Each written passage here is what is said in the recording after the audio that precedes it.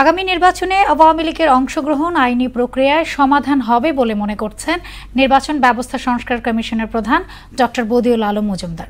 সুষ্ঠু নির্বাচন আয়োজনে ইসির ভূমিকা শীর্ষক এক অনুষ্ঠানে আগামী নির্বাচন নিয়ে কোনো অনিশ্চয়তা নেই বলেও দাবি করেন তিনি।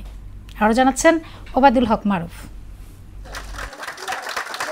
বাংলাদেশ চলচ্চিত্র উন্নয়ন কর্পোরেশনে আগামী জাতীয় সংসদ নির্বাচন অনুষ্ঠান সুষ্ঠু করতে নির্বাচন কমিশনের ভূমিকা শীর্ষক বিতর্ক প্রতিযোগিতার আয়োজন করে ডিবেট ফর ডেমোক্রেসি। বিতার্কিকদের যুক্তিতর্কে উঠে আসে সুষ্ঠু নির্বাচন আয়োজনে কমিশনের ভূমিকা। 118 থেকে 126 নং অনুচ্ছেদ পড়লে বুঝতো নির্বাচন কমিশনের আসলেই এতই পাওয়ার যে নির্বাচন কমিশন সুষ্ঠু করতে নির্বাচন কমিশনের মুখ্য ভূমিকা পালন করে।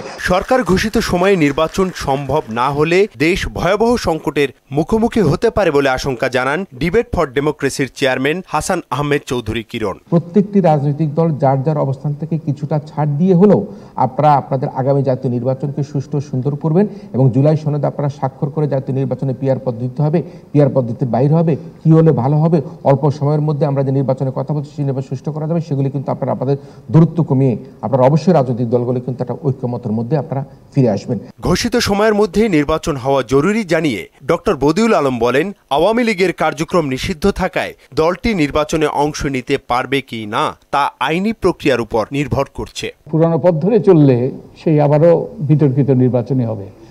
এই জন্যই অনেকগুলো বিধিবিধান, আইন কানুন, প্রতিষ্ঠানে সংস্কার। আওয়ামী লীগ নির্বাচন করতে পারবে কি পারবে না সেটা আইনি প্রক্রিয়া শুরু হবে এবং তার প্রেক্ষিতে সরকার এবং নির্বাচন কমিশন সেই সিদ্ধান্ত নেবে।